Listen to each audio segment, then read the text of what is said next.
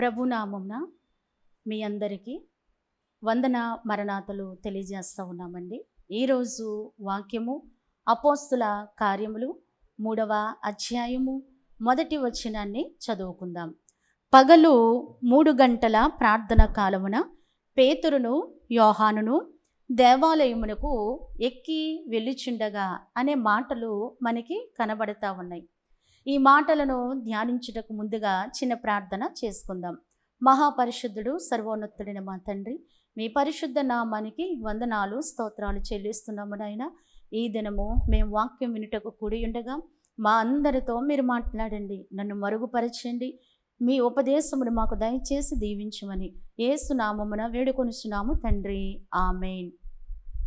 అపోస్తుల కార్యములు 3వ అధ్యాయము 1వ వచనములో పేతురు యోహాను ప్రార్థన చేయడానికి దేవాలయానికి 3 గంటల సమయానికి వెళ్తున్నప్పుడు పుట్టినది మొదలుకొని కుంటివాడైన ఒక మనుష్యుడండి కొందరి మనుషుల చేత మోయబడుచు ప్రతి దినము కూడా ఎక్కడ కూర్చుండేవాడంట? దేవాలయపు మెట్ల యొద్ద కూర్చుండేవాడు. అందరూ ఆ దేవాలయానికి వస్తున్న సందర్భంలో ప్రతి ఒక్కరిని కూడా భిక్షము అడుగుతూ ఉండేవాడు.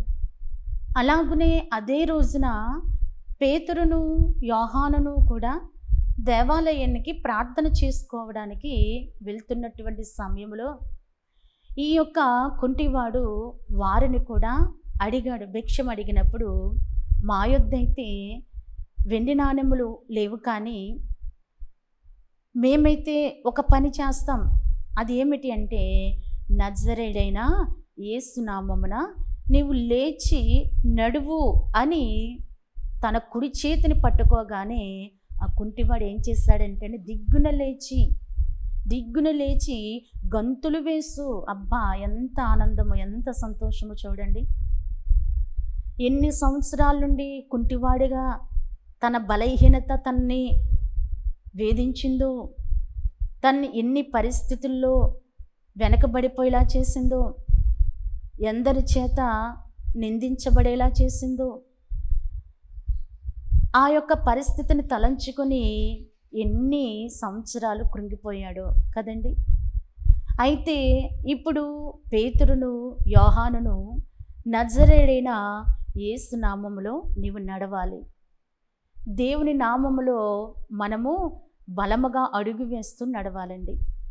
ఈ వాక్యాన్ని ధ్యానిస్తూ ఉన్నప్పుడు మనకేమి కుంటితనం ఉందండి, మనకేమి బలహీనత ఉంది, మేము బాగానే ఉన్నాం కదా, మాకు కాళ్ళు చేతులు అన్నీ బాగున్నాయి, మేము బాగానే నడుస్తున్నాము అని అనుకుంటున్నామేమో.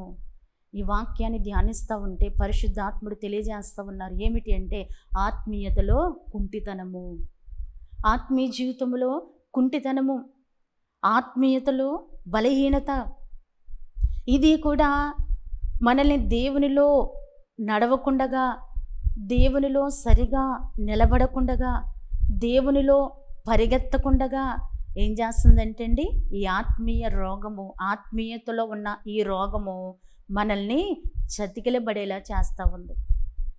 కనుక నజరేయుడైన యేసు నామములో లేచి నడవాలి, పరుగులెత్తాలి. దేవుని కోసము మన పాదాలు ఏమవ్వాలంటండి, పరుగులెత్తుతూ ఉండాలి. కుంటితనము చాలా పరిస్థితుల్లో మనము గమనిస్తూ ఉంటే ఆత్మీయ జీవితంలో కుంటితనము మనల్ని వెంటాడుతూ ఉందండి. అడుగు వేయలేము, సరిగా దేవునితో నడవలేము, దేవునిలో పరిగెత్తలేము. ఎక్కడ ఉన్నవారము అక్కడే, అంటే ఆత్మీయ స్థితి ఎదగకుండగా, దేవుని సహవాసములో బలపడకుండగా, దేవునితో కలిసి నడవకుండగా ఈ రోగం ఏం చేస్తూ ఉందంటండి, మరి ఉన్న చోటనే చతికిలు పడిపోయేలాగా, ఏమీ చేయలేకుండగా బలహీనపరిచేస్తూ ఉంది. కనుక దేవుని నామమందు మనకేముందంటే స్వస్థత, శరీరానికి స్వస్థత, ఆత్మకు స్వస్థత. కనుక ఈ కుంటివాడిని వీరు కుడి చేతిని పట్టుకొని నువ్వేం చేయాలంటే ప్రభు నామములో లేచి నడవాలి. లెగు, దిగ్గున లెగు, ఏ పరిస్థితుల్లో నువ్వు కుంటిపడిపోయావో, ఏ పరిస్థితుల్లో నువ్వు వెనకబడిపోయావో, ఏ పరిస్థితుల్లో నీవు దేవునిలో సాగలేకపోతున్నావో, దేవుని వాక్యం అంటుంది, నజరేయుడైన యేసు నామములో లెగు, లేచి నడువు, పరుగులెత్తు. మన ఆత్మీయ జీవితము పరుగులు తీసేలాగానే ఉండాలి, కానీ చతికిలి పడిపోయేలాగా ఉండకూడదండి. అయితే మరి ఎందులో చతికిలి పడిపోతూ ఉన్నాం, ఎందులో కుంటితనం వచ్చేసింది అని మనం చూస్తూ ఉంటే, విశ్వాసములో చాలామంది మరి కుంటిపడిపోతూ ఉన్నారు, సాగలేరు. విశ్వాసములో కొనసాగలేక, విశ్వాసములు ముందుకి పరుగులెత్తలేక ఏమవుతున్నారంటండి, ఈ కుంటితనం అనేటువంటి బలహీనత వారి విశ్వాసాన్ని మరి లేకుండా వెనక్కి లాగేస్తూ ఉంది. వారికి విశ్వాసం లేకుండా వెనక్కి లాగేస్తూ ఉంది. వాక్యం అంటుంది కదా, విశ్వాసమునకు కర్తయు దాన్ని కొనసాగించువాడైన యేసు వైపుకు మనం ఏం చేయాలంటండి, పరుగులెత్తాలి. దేవుని వైపు మన పాదం పరుగులెత్తాలి, విశ్వాసములో పరుగులు తీయాలి, ముందుకు సాగాలి. ఒకసారి ఆలోచన చేయండి, నా ఆత్మీయ వ్యవస్థకి మరి ఏ బలహీనత, ఏ రోగము వెంబడిస్తూ ఉంది, ఏ రోగము నన్ను కుంటిదాన్ని చేసేసింది, ఏ రోగము నన్ను కుంటివాణ్ణి చేసేసింది, దేవునిలో పరుగులెత్తకుండా ఏది నన్ను వెనక్కి లాగేస్తూ ఉంది, ఏది చతికిలు పడిపోయేలా చేస్తూ ఉంది, ఏది నన్ను కృంగదీసేస్తూ ఉంది. ఆలోచిస్తేనండి మన ఆత్మీయ రోగం ఏమిటో మనకి కనబడుతుంది. అంటే శరీర అవయవాలకున్నదే కుంటితనం అని మనం అనుకుంటున్నామేమో, ఆత్మీయతలో కూడా కుంటితనం ఉందని వాక్యం చెప్తుందండి. పరిశుద్ధాత్ముడు సెలవిస్తూ ఉన్నారు. కనుక మరి ఈ యొక్క విశ్వాసములో సాగలేక కుంటిపడిపోయారేమో, దేవుని వాక్యములో చెప్తా ఉన్నారు.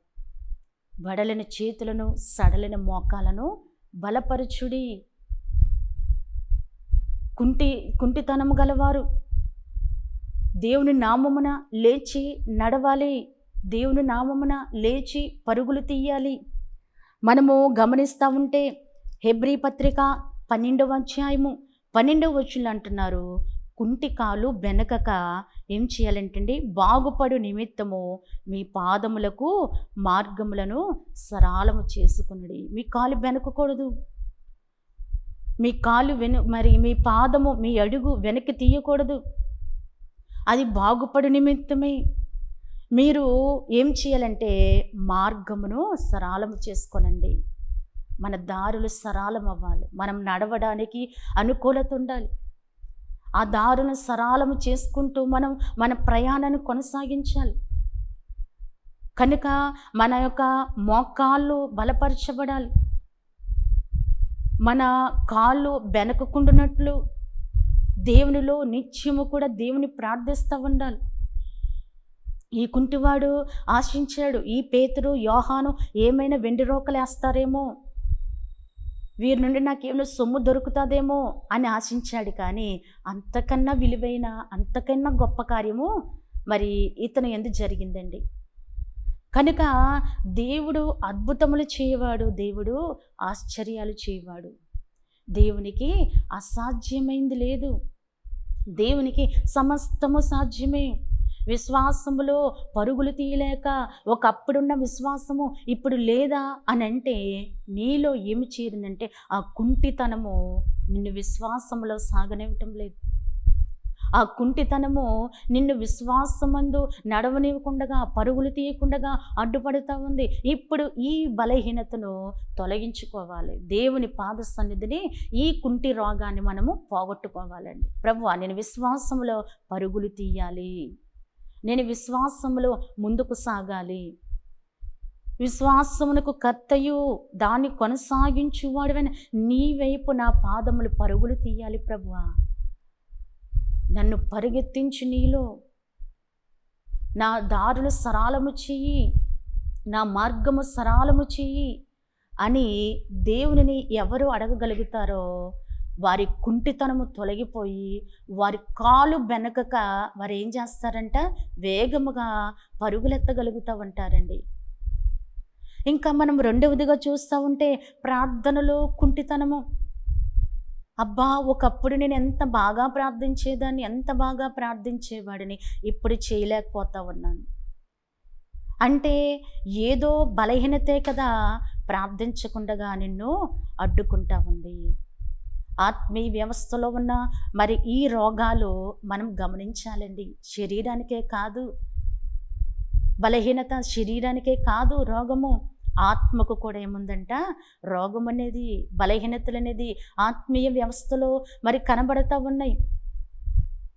మనము జ్ఞానం పొందిన వారమైతే, దైవికమైన జ్ఞానము దేవుని సన్నిధిలో సంపాదించుకున్న వారమైతే, మన ఆత్మీయ జీవితంలో బలహీనతలను కనిపెట్టగలుగుతామండి. మన ఆత్మీయ జీవితంలో ఉన్న రోగాన్ని మనం కనిపెట్టగలుగుతూ ఉంటాం. కనుక ఆ వ్యక్తికి శరీరపరముగా కుంటితనం ఉండొచ్చు, కానీ నేటి కాలంలో ఆత్మీయ వ్యవస్థలో కుంటితనము కలిగిన వారు ఎంతమంది ఉన్నారు? ఆత్మీయ వ్యవస్థలో వెనుకబడిపోయిన వారు ఎంతమంది ఉన్నారో దేవుని వాక్యము హెచ్చరిస్తూ ఉంది. దేవుని వాక్యము సెలవిస్తూ ఉంది. మనము పరుగులు తీయాలి, మన పాదములు పరుగులు తీయాలి. కాలము లేదు, సమయము లేదు, దినములు దాటిపోతున్నవి.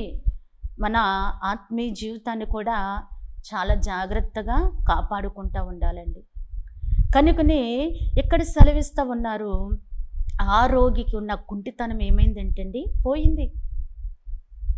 చక్కగా గంతులు వేస్తున్నాడు, దుప్పిలాగా గంతోషము. ఇక అందరినీ భిక్షమెత్తుకునే పరిస్థితే లేదు ఆయన జీవితంలో. ఇప్పుడు కష్టపడి పని చేసుకోగలడు, ఇప్పుడు కష్టపడి ఏదైనా చేసుకోగలడు. తన పని తను చేసుకోవడానికి, తన కాళ్ళ మీద తను నిలబడడానికి తనకంటే ఒక స్వతంత్రం వచ్చింది. ఇప్పుడు దాకా ఆ రోగము ఆ వ్యక్తిని ఏం చేసిందంటండి బంధించింది. కుంటితనము బంధించింది. నడవలేకుండగా, పరుగులెత్తకుండగా ఈ రోగము అతన్ని బంధించేసిందండి. కానీ ప్రభునామములో ఏముందంట విడుదల, ప్రభునామములో స్వస్థత. ఏవి మన కాళ్ళను కట్టల చేత బంధించేస్తా ఉన్నవో, ఏ బలహీనత మనల్ని బంధించేస్తా ఉందో దాని నుండి విడుదల పొందుట కొరకే దేవుని సన్నిధిలో మనం ప్రార్థించాలి. ప్రభువా, నా ఆత్మీయ జీవితంలో ఏ కుంటితనము నన్ను ఆటంకపరుస్తూ ఉంది, విశ్వాసంలో సాగనేకుండగా చేస్తుందా, తీసివేయి తండ్రి. ప్రార్థనలో మరి గడపకుండగా, ప్రార్థన చేయకుండగా అడ్డుకుంటుందా, తీసేయి ప్రభువా. అలాగునే ఇంకా భక్తిలో కూడా కుంటితనం అండి.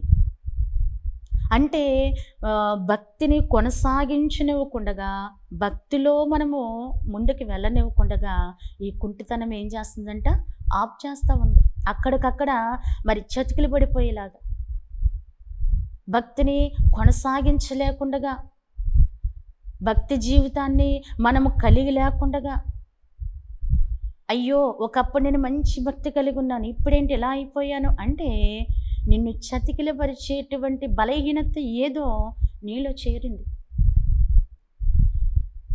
నిన్ను సాగనీయకుండగా, ముందుకు సాగనీయకుండగా ఆ అడ్డుకునే బలహీనత ఏదో చేరింది. కనుక గమనించాలి, ప్రార్థనలో నీవు గమనించాలి, ప్రార్థనలో తెలుసుకోవాలి. ప్రార్థిస్తే దేవుడు అన్నీ కూడా మనకి బయలుపరచువాడు, లోపాలన్నీ సరిచేయవాడు.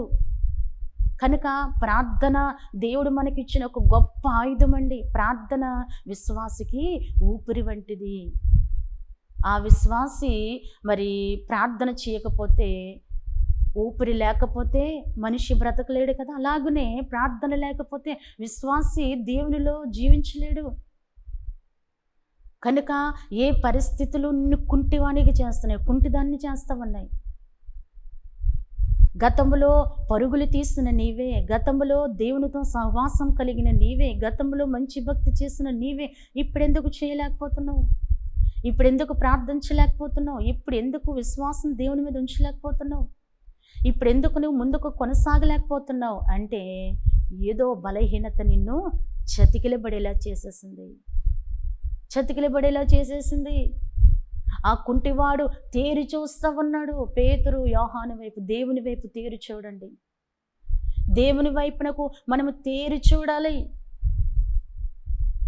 ఏదైనా ఒక ఫలితము, ఏదైనా ఒక మేలు కలుగుతుందని ఎంత ఆశగా చూశాడండి ఆ కుంటివాడు. ఎంత ఆశగా వారి నుండి నాకేదైనా మేలు కలుగుతుంది, వారి నుండి నాకేమైనా కొంచెం సొమ్ము వస్తుంది అని తేరి చూచాడంట. ఎవరు ఈ మనుషులు? ఎవరు వీరిద్దరును?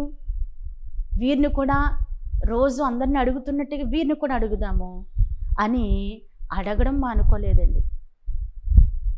కనుక వీరిని అడిగాడు. కానీ వీరి నుండి అతనికి వెండి నాణెములు కాదు కదా, విలువైన మరి ఒక కార్యము తన జీవితంలో జరిగింది. కనుక నీవు నజరేయుడైన యేసు నామములో లేచి నడవాలి. దేవుని నామములో విశ్వాసి లేచి నడవాలి. ఎక్కడ చతికిలు పడిపోయారో, ఎక్కడ మరి అనగార్చబడి ఉన్నారో, ఎక్కడైతే పరిస్థితులు మరి ఆగిపోయినవో ఆ పరిస్థితిని మరలా మనము మెరుగు చేసుకోవడానికి ప్రార్థన జీవితాన్ని, మెరుగైన ప్రార్థన జీవితం, మెరుగైన భక్తి, మెరుగైన విశ్వాసం మరలా మనం సంపాదించుకొని కొనసాగడానికి మనం ఏం చేయాలంట? దేవునిని అడుగుతూ ఉండాలి. దేవుని వైపు తేరి చూడాలి. ప్రభుని అడగాలి. ప్రభువా, నాలో ఉన్న ఈ ఆత్మీయ రోగాన్ని తొలగించు తండ్రి. నీలో పరుగులు తీసేలాగా, నీలో వేగముగా నేను నడిచేలాగా, వేగంగా పరుగులెత్తేలాగా భక్తి చెయ్యాలి. భక్తి జీవితంలో ప్రయాసపడాలి. భక్తి కలిగి ఉండాలి. కనుకనే దేవుని యొద్ద మనకి ఏమి దొరుకుతుంది అని అంటే, కృప దొరుకుతూ ఉంది, దయ దొరుకుతూ ఉంది, ఉపకారము దొరుకుతూ ఉంది. దేవుని యొద్ద దయ ఉంది. దేవుడు నీ మీద దయ చూపించేవాడు. నీకు ఇష్టమైతే, బాగుపడడానికి ఇష్టమైతే దేవుడు బాగు చేయవాడండి. నీ ఆత్మీయ స్థితి బాగుపడాలి అని నువ్వు అనుకుంటే బాగు చేయడానికి దేవుడు సిద్ధంగా ఉన్నాడు. కనుక దేవుని యొద్ద ఉపకారం దొరుకుతూ ఉంది, దయ దొరుకుతూ ఉంది, కృప దొరుకుతూ ఉంది. దేవుని దయ సంపాదించుకోవాలి, దేవుని కృపను పొందుకోవాలి, దేవుని నుండి ఉపకారం పొందుకోవాలి. దేవుడు దయచేయవాడు. తన్ను అడిగిన వారికి ధారాళముగా ఇచ్చివేయవాడండి. కనుక నా శరీరానికి ఏమీ కుంటి రోగం లేదే అని అనుకోవద్దు. కానీ నీ ఆత్మీయ జీవితంలో ఉండొచ్చు. నీ ఆత్మీయ జీవితంలో ఈ బలహీనత కనబడవచ్చు. నీ బలహీనత ఏంటో నీవు గమనించు, కనిపెట్టు, దేవుని సన్నిధిలో ప్రార్థించు. దేవుడు కృప చూపుతాడు నీ మీద. దేవుడు దయ చూపుతాడు నీ మీద. దేవుడు నీకు ఉపకారము దయచేస్తూ ఉంటాడు, మేలు చేస్తాడు. అయ్యో, నా బిడ్డ ఇంతగా అడుగుతూ ఉంది, నేను స్వస్థపరచాలని దేవుడు ఏం చేస్తాడంట? నీ ఆత్మీయతను సరిచేస్తాడు దేవుడు. విశ్వాసములో పరుగులెత్తేలాగా నిన్ను దేవుడు మరి ముందుకు నడిపిస్తాడు. బలముగా అనేక గంటలు ప్రార్థించేలాగా దేవుడు నీకు సహాయం చేస్తాడు. కుంటికాలు బెనకకూడదు. అసలు మన చీలమండలము బెనకకూడదు ఏమాత్రమును. మన దారులన్నీ సరళము చేసుకుంటూ దేవుని కృపను బట్టి మనం ముందుకు సాగిపోతూ ఉండాలి. కనుక దేవుని అడుగుదాం, ప్రభువా, నాలో ఉన్న ఆ ఆత్మీయ రోగం ఏంటో తొలగించు తండ్రి. చతికిలబడిపోయిన నా పరిస్థితిని మరలా మెరుగుపరచు దేవా. మరలా నేను భక్తిలో కొనసాగాలి, ప్రార్థనలో కొనసాగాలి, విశ్వాసంలో కొనసాగాలి. నీ దయ నా మీద ఉంచు, నీ కృప నాకు దయచేయి, నీ ఉపకారం బట్టి నన్ను నడిపించు తండ్రి అని నీవు అడిగితే దేవుడు కాదనడండి. దేవుడు మేలు చేస్తాడు, తప్పనిసరిగా దేవుడు దయచేస్తాడు. కనుక ఆ కుంటివాడు తేరి చూచి వారి నుండి గొప్ప మేలు పొందుకున్నాడు. దేవుని నామములో గొప్ప స్వస్థతను అందుకున్నాడు. అలాగునే మనం దేవుని తట్టు తేరి చూద్దాం. దేవుని నామములో గొప్ప స్వస్థత ఉంది, పొందుకుందాం. అట్టి ధన్యత ఈ వాక్యం విన్న మనందరికీ దేవుడు దయచేయును గాక. ఆమేన్. చిన్న ప్రార్థన చేసుకుందాం. మహాపరిశుద్ధుడు సర్వోన్నతుడిని దేవ, నీ పరిశుద్ధ నామానికి వందనాలు స్తోత్రాలు చెల్లిస్తున్నాం తండ్రి. ఈ దినము నాయన మరి మాట్లాడిన నాయన నీ మాటలు ప్రతి ఒక్క హృదయములో నాటబడి వాక్యానుసారమైన జీవితము కలిగిన వారిగా, ఆత్మీయతలో నాయన పరుగులు తీసేవారిగా అందరినీ కూడా దీవించి ఆశీర్వదించి ముందుకు నడిపించమని యేసు నామమున వేడుకొనుచున్నాము తండ్రి. ఆమేన్. అందరికీ మరణాతండి మరణత. నాకింత ప్రోత్సాహనందముల్ కల్గుట కేకాత ఘనమైన హేతువై యుండు, నాకు గలయున్నత కారణమే నాదుడగును, నేను మురియు శ్రీకరుండగు నామమీది సిల్వబడ్డ యేసుక్రీస్తే. నాకింత ప్రోత్సాహానందముల్ గల్గుట కేకర్త ఘనమైన హేతువై యుండు, ఎవరు నా భక్తికి హితమైనట్టి పునాది, ఎవరు నా కంఠంబు నెత్తేన్ పాటలతో, ఎవరు నా పాపముల భారం నెత్తుకొని దేవునికి నాకు చివరకు స్నేహంబు కల్పి సిల్వబడ్డ యేసుక్రీస్తే. నాకింత ప్రోత్సాహానందముల్ గల్గుట కేకాట ఘనమైన హేతువై యుండు, నేను నా విధులెల్ల నిశ్చయముగా నేరుగా జ్ఞానమిచ్చుచునుండు జ్ఞాని ఎవ్వారు, వాని ఎడల నన్ను యథార్థ పరునిగా గావించి అవిన చీనెరా వేర్పించునెవరు, సిల్వబడ్డ యేసుక్రీస్తే. నాకింత ప్రోత్సాహనందముల్ గల్గుట కేకర్త ఘనమైన హేతువై యుండు, ఎవరు నా శత్రువు నిదిరించి గెల్చిరి, ఎవరు నా శోకాము నిగురా గొట్టిరి, ఎవరు నా పాపముల భారం నెత్తుకొని దేవునికి నాకు చివరకు స్నేహంబు కల్పి సిల్వబడ్డ యేసుక్రీస్తే. నాకింత ప్రోత్సాహానందముల్ గల్గుట కేకాట ఘనమైన హేతువై యుండు.